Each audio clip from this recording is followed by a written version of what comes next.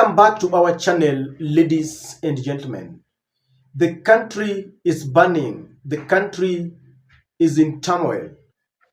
William Ruto has locked up and barricaded parliament buildings because the members of parliament who are allied to him are passing the Finance Bill 2024 against the chagrin of many Kenyans, whom he claims elected him.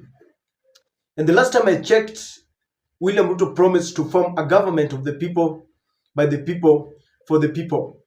Now, surprisingly, those who are on the streets protesting are the very youths he promised goodies, the youths he promised, paradise. Now he cannot even provide hell. Now, Nakuru, Mombasa, Nairobi, all the cities, the major and the minor cities, were on the streets, and it was a moment of shame for William Ruto. But one place that shocked me is Nyeri. The protest in Nyeri was so huge, and that is the home turf of Rigathi Gachagua. And of late, we've seen people saying that maybe Rigathi Gachagua does not really support the finance bill fully because he has not come out to articulate the way he used to do in the Finance Bill 2023. And so when I saw this kind of demonstration rocking Nyeri town, I could not believe it. Kindly take a look at what is happening in Nyeri.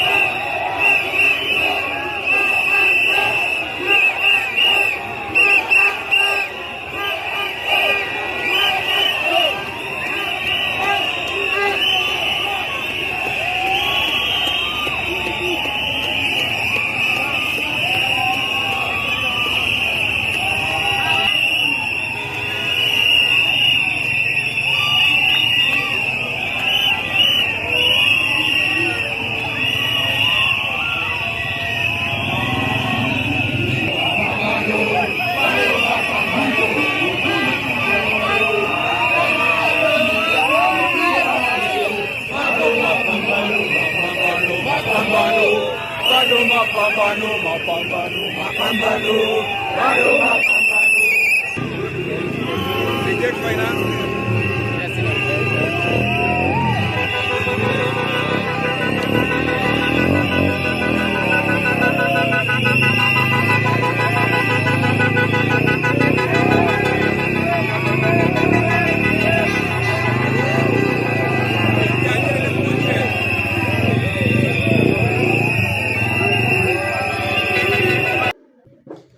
Kindly subscribe to our channel, ladies and gentlemen. If you're watching us for the first time, click the notification bell to allow YouTube to notify you. And I want to thank you so very much for supporting our channel. Please give this video likes. Ladies and gentlemen, the deputy president is the second in command, and they are in this together. William Ruto wants it to pass as much as Rigathi Gachagua, I would assume so. But of late, they have had a rough relationship, and Rigathi's mouthpiece, the Nyeri governor, Mutahi Kahiga, once said to Murkomen that this bill is not going to pass. And he told him point blank that, for example, you want to tax our vehicles that you did not help us buy. And with that, he told him this is not going to pass. It behoves one to ask. We all know that Mutahi Kahiga always speaks on behalf of Rigathi Gachagua. In fact, on that day, he was saying that Rigathi must be respected. And now protest is coming out very hugely in Nyeri. Could it mean that Rigathi Gachagua was aware? Because what do you think? If Rigathi had decided that there's no protest in Nyeri, what would have happened? So I want to conclude that maybe Rigathi Gachagua is silently supporting the bill. And if he's not supporting the bill, then it means people are tired. And you see, I didn't see anyone saying Rigathi must go. It is Ruto must go. The buck stops with him. So if Rigathi is not silently supporting this bill, then the people have overpowered him. A vote of no confidence, because from his backyard, people are saying Ruto must go. We don't want this bill. Yet they are in it together. So he should tell us whether he's supporting it. If he's not, we should also know. But if he's supporting it, then his people have decided, no, we don't want it. And it is in Nyeri where people demonstrated that they wanted Gachagua to be a deputy president, and they supported William Ruto. Immediately, William Ruto was pronounced as the winner. There was celebration. Just the same way they are now protesting, they were singing songs in praise of William Ruto. Si uchawi, ni maombi. Today, imekuwa si maombi ni uchawi, and they don't like this government. What does it portend to William Ruto moving forward? I know that as we approach 2027, William Ruto is a worried man, because if your deputy cannot control protest, but I cannot blame the deputy, because even in Eldoret, things were tougher just the way they are.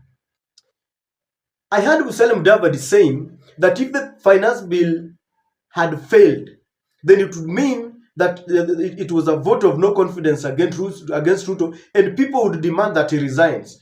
In fact, Musalia Mudavadi must understand that if there is a moment of a vote of no confidence, it is now. The whole country is in turmoil. The whole country is telling William Ruto resign, including his backyard, Eldoret. So how then do you find legitimacy in William Ruto's win? I have always maintained to you that William Ruto did not win elections. And if he won, then watu wamechoka na yeye mapema. And if he won and he really knows that it is the people who voted for him, people who woke up very early in the morning, who voted for him, then why can't he listen to them? Because right now it is in the public domain that we are listening to someone else. There are some people who are now dictating how we are supposed to rule our country. The last time I checked, I thought we are an autonomous country. We can't exercise our autonomy. What is this now?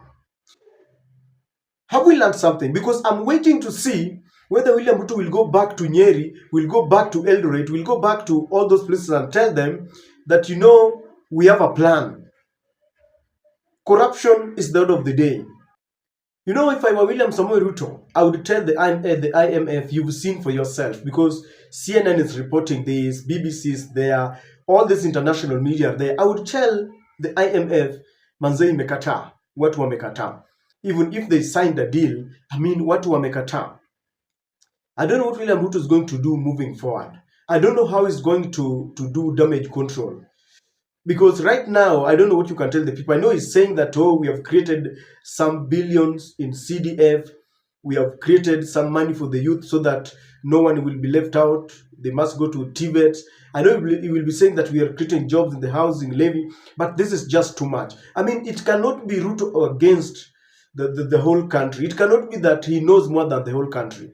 If it was one side, you would say that maybe they have been sponsored. But including, Nyeri, Ruto's backyard, Rigathi's backyard, that is alarming, and he should change tact. And if he's not very careful, we are saying here that looking at what has happened in the other nations, this could be a revolution, because it has been started by the youth, and you can see they are not getting tired. Instead, the numbers are swelling by the day. They are so determined. They are so united. I've seen people being arrested here and there, people like Gabriel Oguda, and it's very unfortunate. We demand that they be released unconditionally, because, William Ruto thinks, or the government thinks, that maybe people like Gabriel Oguda might know who are sponsoring the demonstrations.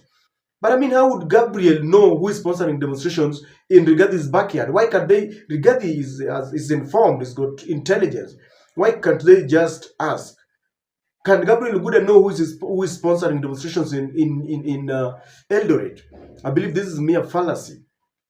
I have said here that I know the sponsors.